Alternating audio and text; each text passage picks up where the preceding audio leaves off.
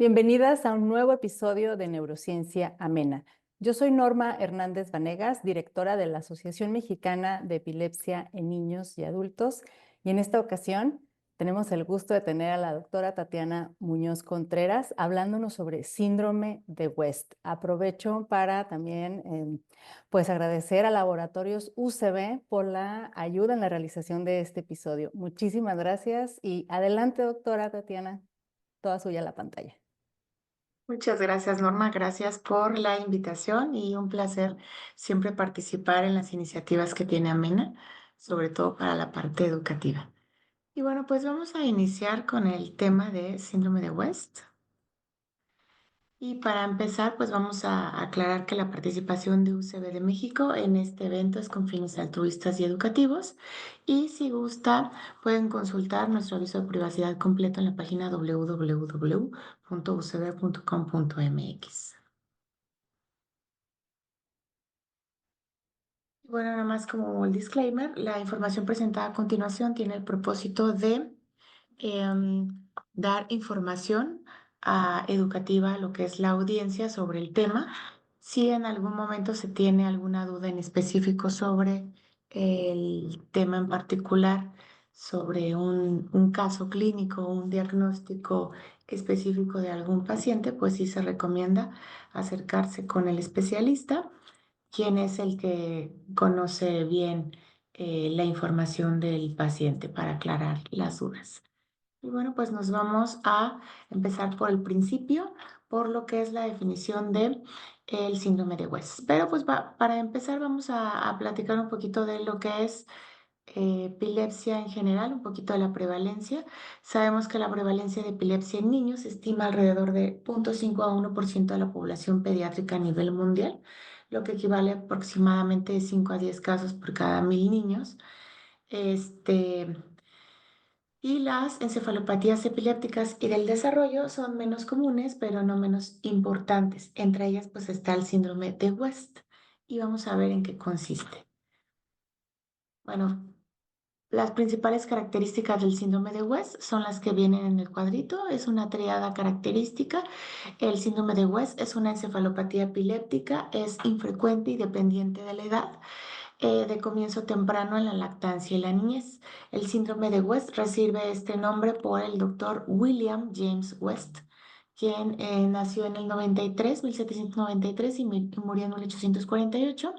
Él observó, sobre todo en su niño que tenía 4 años, 4 meses, observó esta serie de movimientos característicos que lo podemos llamar como mioclonías, que son movimientos bruscos, repetitivos, que fueron relatados como convulsiones del lactante y se llaman espasmos epilépticos, o en este caso antes los llamaban como espasmos infantiles. A partir de este episodio se realizó una descripción detallada de los espasmos infantiles y fue publicada precisamente por este doctor W. J. West en The Lancet en 1841. Esta descripción fue seguida por reportes anormales de un electroencefalograma que reportaba ipsiarritmia y se caracteriza por puntas y ondas lentas de gran amplitud, desordenadas, que varían de un momento a otro en duración como en localización. A partir de los años 60, esta tríada característica de espasmos infantiles, en 1952 Gibbs describió esta alteración del electroencefalograma como ipsiarritmias, y pues el retraso en el desarrollo psicomotor. En 1960 la tríada fue denominada, como la conocemos actualmente, como síndrome de West. Y bueno, la incidencia de este síndrome de West es alrededor de 1 por 4.000 a 6.000 nacidos vivos. Predomina en el sexo masculino. Sin embargo, en la serie Kurakawa y colaboradores nos dice que el predominio realmente del sexo masculino no es tan significativo en algún estudio que hicieron. La incidencia familiar es baja si se excluyen los subgrupos con características genéticas dominantes como la esclerosis tuberosa. Los antecedentes familiares de otras epilepsias son también poco frecuentes. El síndrome de West es una encefalopatía epiléptica pediátrica dependiente de la edad, caracterizada por la triada clásica de espasmos infantiles, que ya habíamos mencionado, son movimientos bruscos, repetitivos, pueden ser flexión o extensión en el cuello, tronco y extremidades. Más adelante vamos a ver un videito donde se va a ver este movimiento más descrito en la parte del electroencefalograma con la ipsiarritmia, que es un patrón desorganizado y caótico, que también más adelante vamos a ver bien el estudio electroencefalográfico, donde se van a ver estas variaciones en el electro y el retraso en el desarrollo psicomotor, donde los niños afectados generalmente muestran un retroceso o un estancamiento en su desarrollo. Y bueno, a través de los años, las crisis características del síndrome de West han sido denominadas espasmos infantiles, pero les mencionaba que actualmente la clasificación y terminología de la ILAI, que es la Liga Internacional contra la Epilepsia, propuso sustituir este término por espasmos epilépticos. Y bueno, pues ahora nos vamos con lo que es la etiología.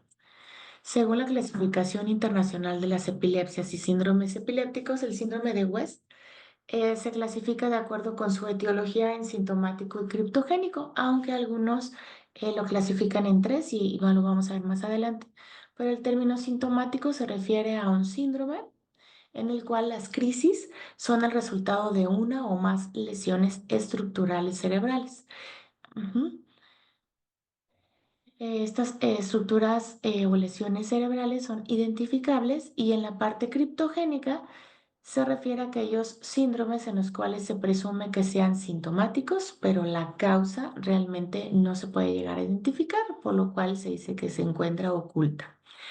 El grupo de trabajo para la clasificación y terminología de la ILAI, que es la Liga Internacional contra la Epilepsia, propuso sustituir al término criptogénico por probablemente sintomático, aunque realmente este, la clasificación internacional de epilepsias y síndromes epilépticos no reconoce esta etiología de idiopática como tal en el síndrome de West. El término idiopático incluye aquellos casos en los cuales no existe una lesión estructural subyacente ni anomalías neurológicas. Existe predisposición genética y son por lo general dependientes de la edad. Desde el punto de vista etiológico se clasifica en idiopático, criptogénico y sintomático, siendo la forma sintomática más frecuente en un 80%, cursando con mal pronóstico y mala respuesta terapéutica, asociada casi siempre con algún tipo de lesión cerebral. Em, en este caso, la clasificación de acuerdo a la etiología del síndrome de West en la parte sintomática, ya habíamos mencionado, presenta entre un 60-90% de los tipos de crisis de acuerdo a su etiología y tiene mal pronóstico. Casi siempre está asociado a algún tipo de lesión cerebral con retraso psicomotor previo, cursa con afección psicomotora y mala respuesta terapéutica. En algunos casos está en conjunto con el síndrome de Down, neurofibromatosis, leucomalacia periventricular, puede tener buena evolución y respuesta terapéutica. Y bueno, la otra clasificación es la criptogénica, que se presenta en un 10 a 15% de los casos. No se ha podido determinar la causa etiológica ni se evidencia una alteración cerebral, pero puede haber afectación de estos pacientes. Em, Puede haber una afectación cerebral oculta no identificada. La sintomatología clínica obliga a pensar en un trastorno que está por diagnosticarse. Puede que el paciente pueda tener retraso del desarrollo psicomotor previo al comienzo de los espasmos y también tiene mal pronóstico.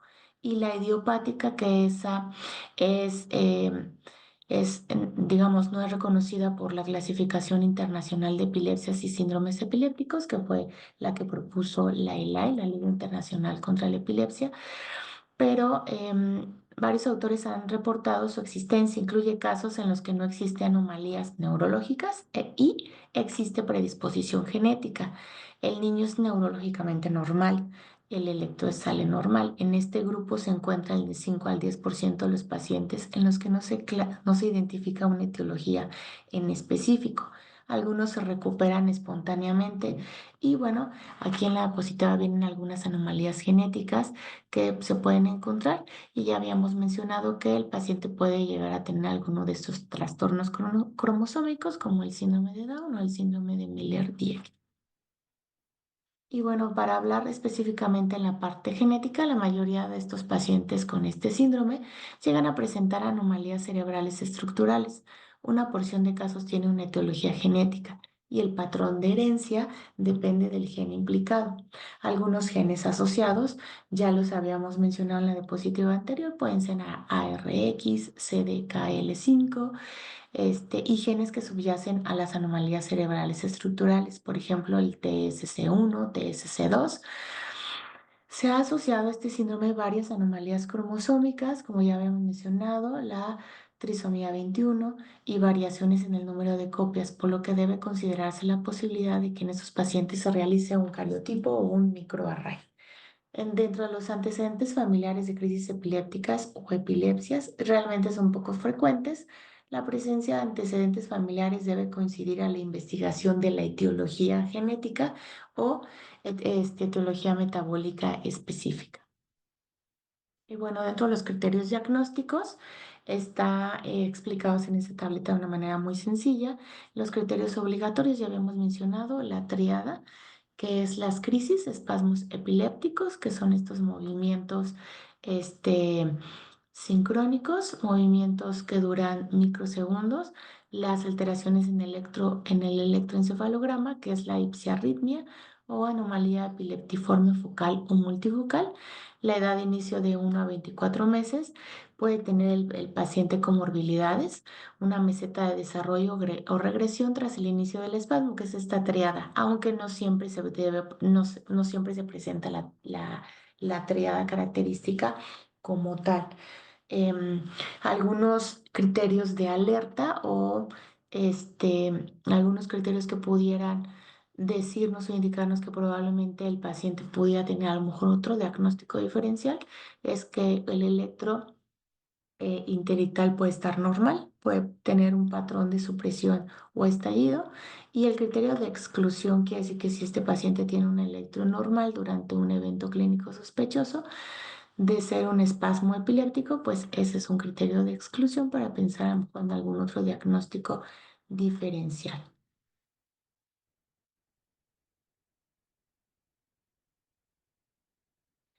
En este caso, los lactantes con ciertas anomalías estructurales cerebrales o condiciones genéticas con electroencefalograma anormal, estamos hablando de que tenga una ralentización de fondo y o anomalía epileptiforme multifocal, corren el riesgo de evolucionar a este síndrome.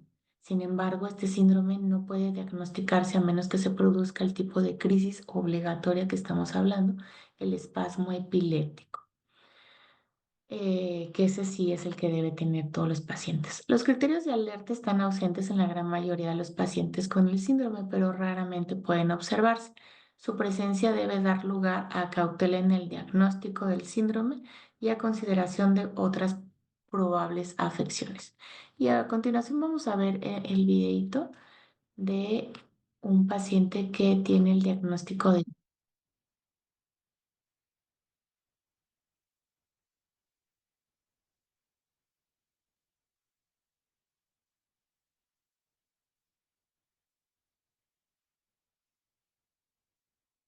Bueno, pues ahorita acabamos de ver a un paciente que tiene síndrome de West y lo que vimos fueron los espasmos epilépticos. Los espasmos característicos del síndrome de West que consisten en una breve contracción muscular que abarca tronco, extremidades y cuello. Y puede ser en flexión, extensión o mixtas. Los espasmos infantiles constituyen el 2% de todas las epilepsias infantiles, pero el 24% dentro del primer año de vida. Entonces sí es un porcentaje muy elevado. Su prevalencia es de 1,5 a 2 por cada 10.000 niños menores de 10 años de edad. Cerca del 90% de todos los espasmos infantiles ocurren en menos de 12 meses. La edad pico es de 4 a 6 meses de edad. La duración de cada espasmo varía de medio segundo a 2 segundos. Al comienzo suelen ser aislados, pero posterior pueden llegar a tener hasta 100 espasmos en un día el paciente que vive con síndrome de West. Se suelen caracterizar por esta contracción brusca, generalmente, si se dan cuenta en el video, bilateral, simétrica de los músculos del cuello, tronco y extremidades. Se acompaña de una breve pérdida de la conciencia. En esos microsegundos el paciente no está consciente. Cuando solo participan los músculos flexores del cuello, el espasmo puede manifestarse como un movimiento de cabeceo. Cuando participan los músculos de la cintura escapular, el espasmo se puede manifestar como un movimiento parecido a un encogimiento de hombros. Y cuando hablamos de los espasmos en extensión, pues sí provocan, como en este video, una brusca extensión del cuello, del tronco, con extensión y abducción de las cuatro de las extremidades. Es importante tener en cuenta que un niño puede mostrar más de un tipo de espasmo, o incluso el tipo de espasmo puede variar en un mismo periodo de crisis, es decir, no siempre va a tener el mismo movimiento o el mismo espasmo epiléptico. Las salvas de espasmo ocurren al despertar o antes de dormir, que son también, no son tan frecuentes, pero también pueden presentar espasmos en salvas o espasmos continuos uno tras otro, pero ocurren principalmente al despertar o al dormir. Son menos frecuentes durante el sueño y solo se presentan durante el sueño lento, nunca durante el sueño paradójico. Los espasmos pueden limitarse a una desviación ocular, vertical breve o anistagmus, y asociarse con irregulares respiratorias. Si se dan cuenta en el video, pues sí tiene el pequeño desviación ocular. Otros fenómenos asociados son una sonrisa mueca o expresión facial confusa o asustada que se antepone a los espasmos. También el llanto se puede estar presente frecuentemente al final de una salva de espasmos. El paciente puede llegar a tener somnolencia también como característica de estos espasmos epilépticos. Y bueno, pues nos vamos a la característica del electroencefalograma. Ya habíamos mencionado que es ipsiarritmia. La ipsiarritmia es un patrón electroencefalográfico que se caracteriza por la presencia de ondas lentas, puntas y ondas agudas de alto voltaje. Si se dan cuenta, son de forma desorganizada y caótica. Este patrón es un rasgo característico del síndrome de West, que también es conocido como espasmos infantiles. Bueno, pues nos vamos al tratamiento. El tratamiento, principalmente con mayor respaldo de eficacia, incluye el uso de la hormona adrenocorticotrópica, ACTH, y vigabatrin, especialmente en casos de esclerosis tuberosa y, en algunos casos corticoides orales también nos pueden ayudar.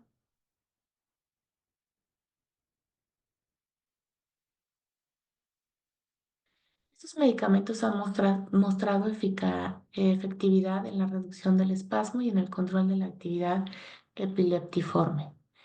Y bueno, pues más allá de las crisis, vamos a explicar un poquito el por qué el tratamiento es efectivo.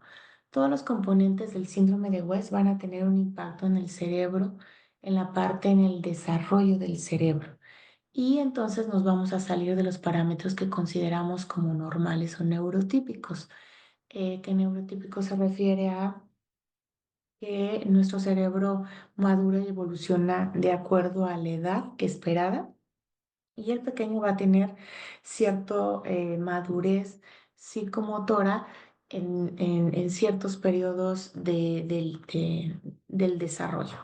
Si el paciente que tiene estos componentes del síndrome de West o esta tríada, pues se va a salir de esta característica normal y va a tener un retraso. Ya habíamos mencionado que va a tener, dentro de la tríada característica, el paciente va a tener el retraso en el desarrollo psicomotor, es decir, va a tener un retroceso o un estancamiento en su desarrollo, por lo cual em, se sale de la característica, digamos, esperada dentro de un paciente de acuerdo a la edad, y eso se le llama neurotípico. Las encefalopatías epilépticas y del desarrollo, pues pueden presentar diferentes características, que sea una epilepsia de difícil control, que tenga cambios en el electroencefalograma, estas alteraciones o estos desfases en el desarrollo psicomotor del paciente van a verse afectados también si el paciente tiene cambios en el electroencefalograma, si la frecuencia de las crisis es muy frecuente, la intensidad también es muy variada, si hay anomalías estructurales, si hay trastornos cromosómicos y hay anomalías genéticas. El pronóstico global del síndrome de West es grave. El retardo mental ocurre en un 90% de los casos y con frecuencia se asocia con déficit motor, trastorno de conducta y rasgos autísticos. La mortalidad es del 5%, em, de 55 a 60% de los niños con síndrome de West desarrollan posteriormente otros tipos de epilepsia. Em, como el síndrome de Lennox-Gastaut y epilepsias con crisis parciales complejas. Un factor importante que contribuye a emitir un pronóstico es si el paciente inicialmente se clasifica como criptogénico o idiopático o sintomático. Ya habíamos mencionado que el pronóstico es mejor en los casos idiopáticos y criptogénicos, y el pronóstico es más catastrófico en en el sintomático. El pronóstico del síndrome de West idiopático es favorable, con desaparición de las crisis y un desarrollo psicomotor normal. En los casos criptogénicos, la demora en el inicio del tratamiento puede asociarse a un peor pronóstico desde el punto de vista cognitivo. Entonces, ya habíamos mencionado que el sintomático es el más desalentador, donde sí hay más alteración en el desarrollo psicomotor, y en el síndrome de West idiopático pudiera ser que tenga un desarrollo psicomotor normal, y en el pronóstico, digamos, del síndrome de West criptogénico nos puede ser de acuerdo al diagnóstico oportuno y al tratamiento adecuado, donde se pudieran llegar a controlar estos espasmos epilépticos, y eso nos puede dar un mejor pronóstico o afectar más en la parte cognitiva al paciente. Y bueno, en última instancia, entre el 70 y el 90% de los casos presentan discapacidad intelectual, a menudo de moderada a profunda. El retraso preexistente del desarrollo es común, y el estancamiento o la regresión del desarrollo se producen con frecuencia con la aparición del espasmo. También se observan tasas elevadas de trastornos del espectro autista en niños con antecedentes de espasmos infantiles o espasmos epilépticos, que oscila entre el 9 y el 35%. Entonces, si se dan cuenta, es un síndrome que tiene limitaciones. El paciente va a tener limitaciones sobre todo en la parte cognitiva, pero también va a tener un retraso importante del desarrollo psicomotor y regresión en el desarrollo. Y eso ocasiona que el cuidado del paciente que vive con síndrome de West pues sea casi 24/7, requiere de un apoyo constante de los familiares y de su entorno que está a su alrededor.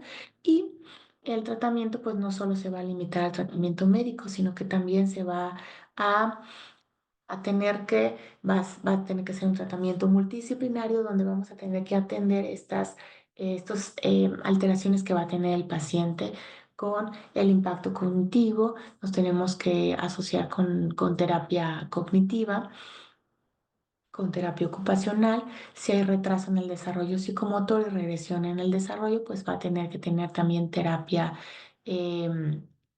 física. Va a tener que tener un apoyo con un neuropsicólogo o un psicólogo, y con un neuropsiquiatra o psiquiatra, para que nos ayude a atender estas alteraciones, sobre todo si está asociada en un 9 a 35% con el trastorno del espectro autista. Y bueno, pues siguiendo en la parte de ¿Qué impacto va a tener esta enfermedad en el cuidador? Pues el impacto físico en el cuidador. Se ha demostrado que el cuidado de un niño con discapacidad puede tener un impacto físico importante en el cuidador, sobre todo por esta atención que requiere el paciente que vive con síndrome de West y que probablemente en el camino de vivir con West después se desarrolle algún otro síndrome como Lennox-Gastaut. Un estudio nos ha dicho que entre padres o cuidadores o personas que están alrededor del paciente que vive con síndrome de West, sobre todo por esta discapacidad que puede haber a nivel cognitivo y a nivel psicomotor, genera una fatiga importante en el cuidador. Y el cuidado va más allá de darle el medicamento al paciente y el control de las crisis, sino que también indica que afecta a lo que es su salud física y emocional y el paciente pues requiere terapias adicionales, en las cuales pues también el cuidador tiene que estar presente y tiene que aprender o tener herramientas necesarias para poder continuar con estas terapias alternativas que se complementan al tratamiento médico, estarlas realizando dentro de casa. Entonces, la mayoría experimenta una fatiga crónica y falta de sueño.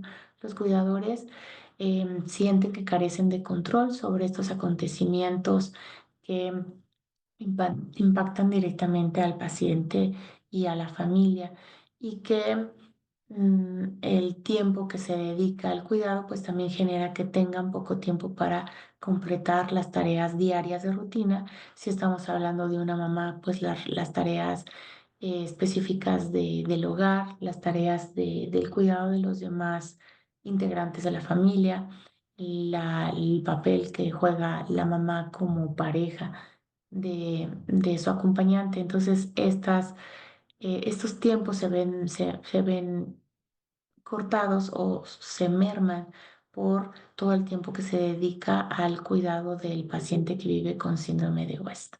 Casi todos los cuidadores informan que tienen efectos físicos y psicológicos negativos y están relacionados con la combinación de las tareas del cuidado y pues esta incertidumbre o ansiedad por la salud y el futuro de sus hijos. Entonces esto genera en el cuidador un impacto a nivel social, psicológico y bueno, también por la toma de medicamentos, las terapias complementarias que deben de tener como parte del tratamiento multidisciplinario, pues también generan un impacto en la parte económica.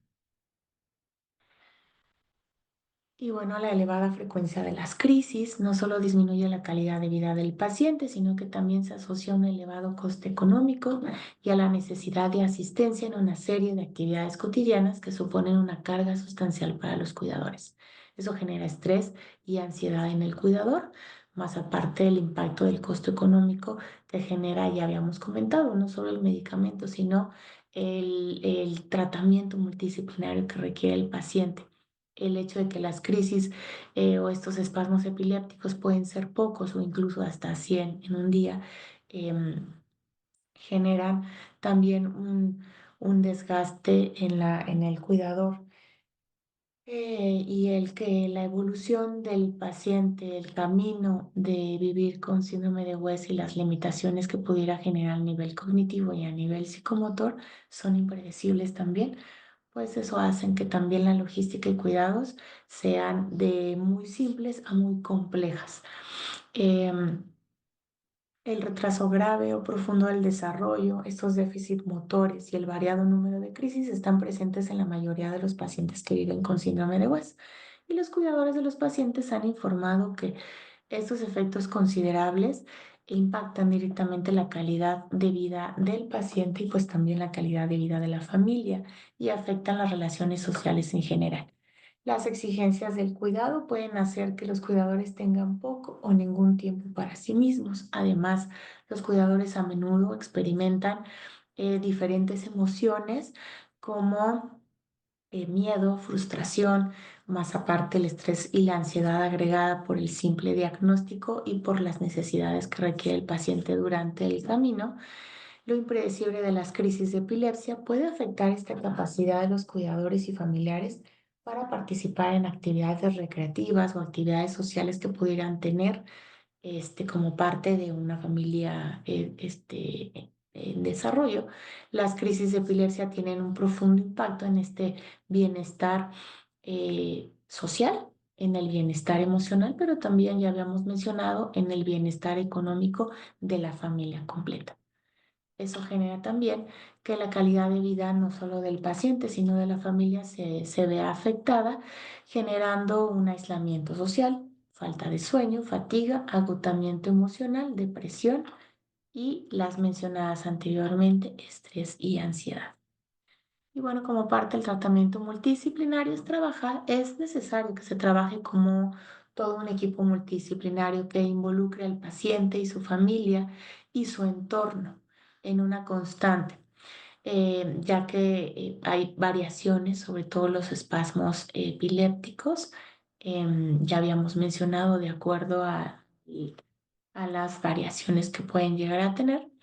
Es importante que haya una constante comunicación con el especialista, sobre todo porque la evolución de la enfermedad depende mucho de la detección temprana y del tratamiento multidisciplinario que puede recibir el paciente.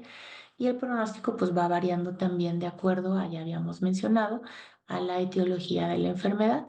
Y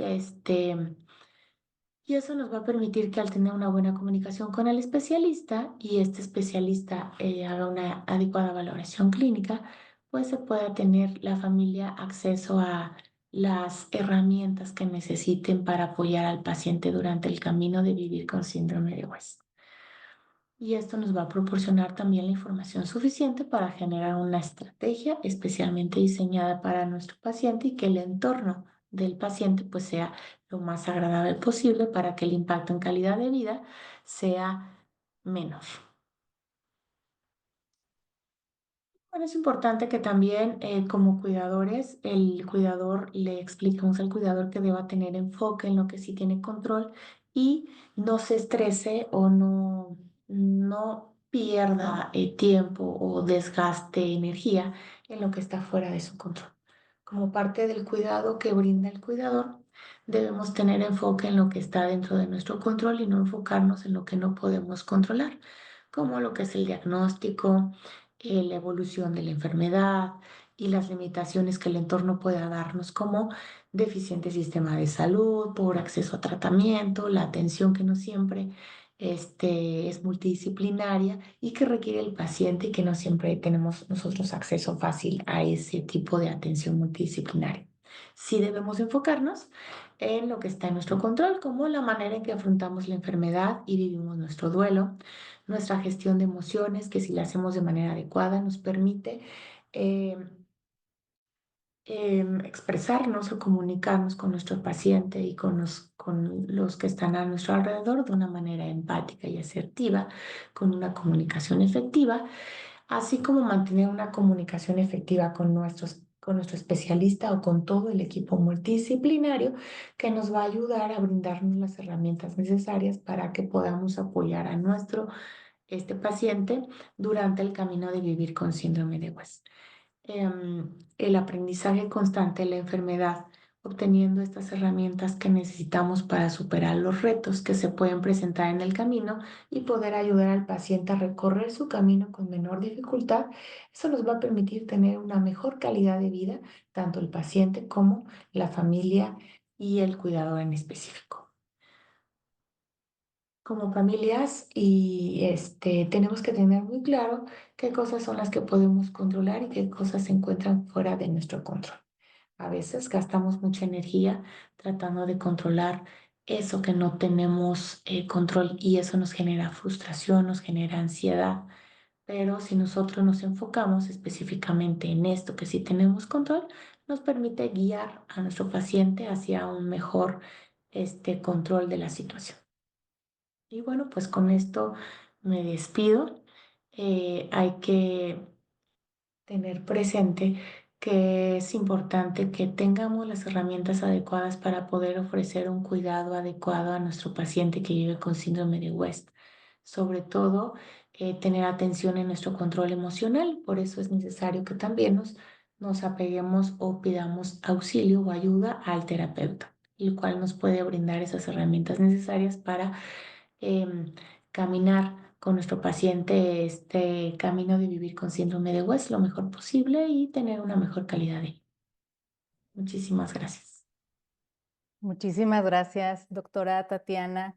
Y bueno, recordarles que el currículum de la doctora Tatiana se encuentra en la descripción de este episodio, tanto en YouTube como en Spotify y iVoox.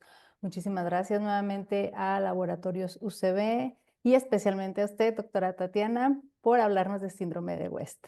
Gracias. Muchísimas gracias, mamá. Hasta luego.